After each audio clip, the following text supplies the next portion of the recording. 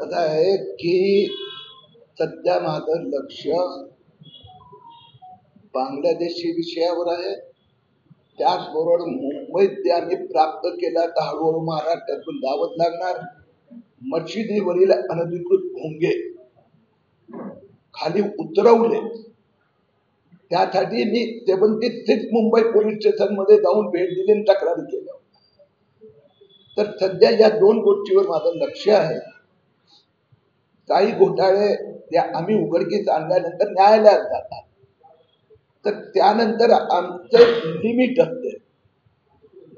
न्यायालयाने असं करावं, न्यायालयाने तसं करावं. न्यायालयाला आम्हाला म्हणतात आपने ये एक्सपोज किया, आता तुमचा रोल संपला. ओके, आपण हिंदी में चाहिए. याचं महापालिकेने पासपोर्ट ऑफिसला हे कळवलं आहे. पासपोर्ट ऑफिसला तर दोन गोष्टी वेगळ्या आहेत. त्यांचं मतदार यादीतून नाव वगळायचं असेल तर तो थोडा लांब प्रोसिजर आहे. त्यात कोर्टाचे आदेश आल्यानंतर, परंतु ती व्यक्ती तिचं जन्म प्रमाणपत्रच नाही आहे, तर त्याची पुढची चौकशी निवडणूक आयोग किंवा पोलीस करणार. किंवा जन्म प्रमाणपत्र नाही तर तू कसं काय, समजा त्यांनी जवळपास तर कुणाचा रक्तात आणि हातात असलेल्या कुणाचं प्रोड्यूस केलं तर ते वेगळी गोष्ट आहे, पण ते चौकशी झाल्यानंतर ते होते. पण पासपोर्ट ऑफिस निश्चितपणे ऍक्शन घेत. मी जो हा विषय हातात घेतलाय त्याच्यावर आतापर्यंत महाराष्ट्रात 27 FIR दाखल झालेली आहे. आता हे महापालिकेचं सांगायचं झालं तर 1044 नावं त्यांनी पासपोर्ट ऑफिसला कळवली. हे 1044 नावं त्यांनी जो काय त्याला म्हणतो जन्म निबंधक म्हणजे बर्थ अँड डेथ रजिस्ट्रार पुण्याला बघतो, त्यांना ऑफिशियली रायटिंग मध्ये कळवलं की हे नावं तुम्ही काढून टाका. तर आता अंतिम कारवाई थोडं पोलीस इन्व्हेस्टिगेशन न्यायालयावर आहे. पुन्हा सांगितलं आपल्याला उत्तर माझं तोच आहे. या घोटाळ्यासंबंधी काय काय ऍक्शन झाली मी तुम्हाला सांगितले. ती ऍक्शन अजून पुढे व्हायची आहे. त्याचा पाठपुरावा मी करताय. एक मिनिट तू प्रश्न विचारला, प्रश्न सॉफ्टली विचारायचा, तर उत्तर पण सॉफ्टली. एक मिनिट मी देतो उत्तर. आता असं आहे, एक गोष्ट तर सिद्ध झाली आहे की किरीट सोमय्यांनी हा घोटाळा काढला. 4000 जन्म प्रमाणपत्र इथून बेकायदेशीरित्या दिले गेले होते, ते सगळे रद्द झाले ना रद्द.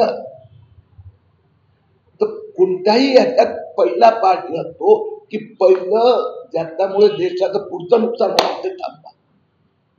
आता हे जन्म प्रमाणपत्र रद्द झाले, त्याच्यानंतर त्याचा पासपोर्ट ऑफिसला कळवायची प्रक्रिया सुरू झाली. त्यानंतर ते सेंट्रल गव्हर्नमेंटच्या रजिस्ट्रारला कळवायची प्रक्रिया सुरू झाली. याच्यावर मालेगावमध्ये 5 FIR झाले ना. तर आता कसं तरी प्रॉब्लेम पुढे येतो, तुमचा नाही आहे. एक 4-5 पोलीस स्टेशनवर एवढा दबाव आलाय कामाचा. 4000 लोकांची छाननी करावी लागते, इन्क्वायरी करावी, प्रत्येकाला इंडिव्हिज्युअल संधी द्यावी लागते, त्याच्यामुळे थोडं वेळ लागतो. आता पॉइंट काय आहे, मी उलटा प्रश्न तुम्हाला नाही विचारत, त्याचे पॉलिटिशियन विचारतात ना त्यांना, अरे भैया कागदपत्र तो फर्जी दिए ना, रद्द क्यों हो रहा है? हा 1044चा गुन्हा दाखल झाला, फर्जी आहे, फोर्जरी आहे. जर माणूस खरा असता तर त्यांनी फर्जी दस्तावेज द्यायची गरज काय पडते. दुसरी गोष्ट, आता गव्हर्नमेंटनी 12 मार्च 2025ला स्पष्टता केली, ज्याचं जन्म प्रमाणपत्र त्या काळात घ्यायचं राहिलं असेल ते अर्ज करू शकतात. पण त्यांनी त्यात पॉइंट दिली की हे 13 प्रकारचे डॉक्युमेंट त्यांनी दिले पाहिजे. त्यात एक असं आहे की तुमचं ब्लड रिलेटिव्ह म्हणजे त्याला काय म्हणतो जन्माची नाता असलेलं कुणाचं तरी डॉक्युमेंट द्या. बरोबर आहे. गेल्या वर्षी 2,24,000 अर्ज आले होते, यावेळी 24 अर्ज आले होते. फक्त फरक काही नाही केलाय, तर तुझं राहिलं, तुझं आईचं, बाबाचं, भावाचं, बहिणीचं, कुणाचं तरी एखादं दे. 24 अर्ज आलं तिथं. आता पहिलं पाठ काय होतोय या ऍक्शन की पहिलं तो बोगस आहे म्हणजे अर्ज करता हे सिद्ध होते. मग त्यांनी फोर्जरी केले ते सिद्ध होते आणि त्यानंतर विचारणार संबंधित डिपार्टमेंट, बाबा तुझ्याकडे इथे जन्म झाला आहे त्याचं तो एक पण प्रमाणपत्र नाही आहे, एक पण पुरावा नाही आहे, मग तुझा जन्म झाला कुठे? ते म्हणतात आम्ही 50 वर्ष, 40 वर्ष, 70 वर्ष इथे राहतोय, जन्म प्रमाणपत्र त्यांच्याकडे नाही, त्याचा घरचा कोणाकडेही नाही, आणि त्यांनी बनावटी कागदपत्र आणून जन्म प्रमाणपत्र मिळवलं. हा घोटाळा आम्ही उघडकीस आणला. आता तर मालेगाव महापालिकेने जे 1044 असे बोगस तहसीलदाराचे बोगस आदेश आणून ज्यांनी विलंबित जन्म प्रमाणपत्र मिळवलं त्या सगळ्या 1044 ची पूर्ण जन्म कुंडली आज मी पोलिसांना स्वाधीन केली आहे. या 1044 जे आहे त्याचं छोटं उदाहरण देतो मी. 199 हे असे जन्म प्रमाणपत्र आहे की त्यांनी जे अर्ज करताना हे समजा अर्ज केले 1, 2 हे असे जे अर्ज केले आहे या 199 अर्ज जे आम्ही त्याची एक एक अर्ज तपासून पाहिला तर गंमत अशी आहे 1044 पैकी 199 असे अर्ज आहे की ज्यात जन्माचं प्रमाण म्हणून आधार कार्ड जोडलंय, परंतु आधार कार्डवर जी जन्म तारीख आहे आणि अर्ज केली तो आदेश दिला ती जन्मतारीख वेगळीच आहे. एकच पुरावा दिला आधार कार्ड. आता मी तुम्हाला काही वाचून दाखवतो. फरजाना बानो अब्दुल गफार, आधार कार्डवर जन्म तारीख लिहिली आहे 1 जानेवारी 1970. हे सगळं तुम्हाला सॉफ्ट कॉपी आता PDF ने व्हॉट्सअपवर येणार. हे सगळेच देतोय मी, पूर्ण यादीच देतोय. तर फरजाना बानो अब्दुल गफार आधार कार्डवर जन्म तारीख 1 जानेवारी 1970, पण अर्जात काय जन्म तारीख मागितली 1 मे 1963 आणि महापालिकेने जे जन्म प्रमाणपत्र दिलं ते पण 1 मे 1963 दिलं. दुसरं नाव घ्या सलीम अहमद, अर्ज क्रमांक 67,890, अर्ज क्रमांक 67,819. सलीम अहमद आधार कार्डवर जन्म तारीख 1/1/1961 आणि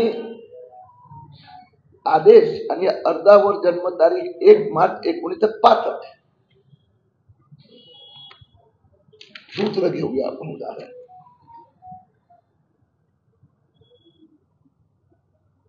रेहाना अली अहमद, आधार कार्ड क्रमांक नंबर 73,491. रेहाना अली अहमद आधार कार्डवर जन्म तारीख आहे 1/1/1974 आणि अर्जावर जन्म तारीख मागितली आणि जन्म प्रमाणपत्र मिळवलं 1/6/1970. असे एकंदर 199. दुसरे जे आहे दुसरी कॅटेगरी 144 अशा लोकांना आज महापालिकेच्या अधिकाऱ्यांनी कबूल केलं की हा घोटाळा त्यांच्या तिथे झालेला आहे। आज त्यांनी मान्य केलं।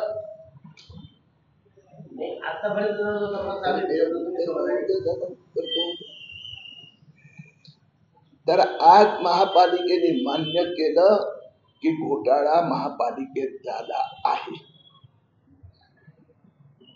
या संबंधात एक उच्चस्तरीय समितीची रचना केली जात आहे। विधान सभा अधिवेशन चालू असल्यामुळे 2-4 दिवस पुढे मागे होणार, पण नगर विकास सचिव स्वतः लक्ष देत आहे। जसं मी आपल्याला जे हे दिले पुरावे 2-4 उदाहरण, तर मुद्दा तर असा आहे ना, यातला 1/3 म्हणजे 1044,300हून अधिक असे आदेश आहे ज्याच्यावर कुणाच्याच सह्या नाही आहे।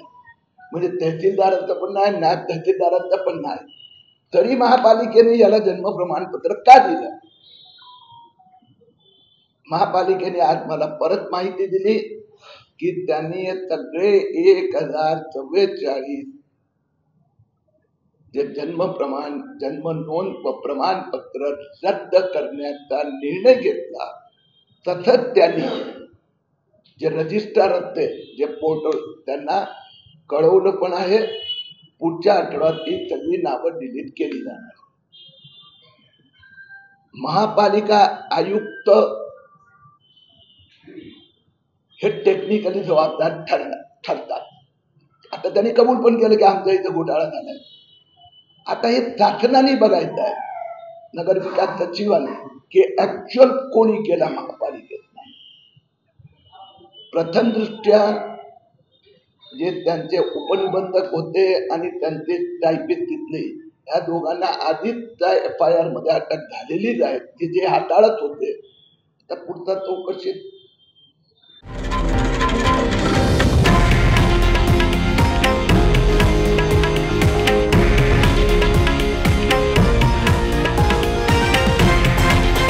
हे आहे देशातील नंबर 1 न्यूज नेटवर्क आणि आपण पाहत आहात TV9 मराठी, एकमेव।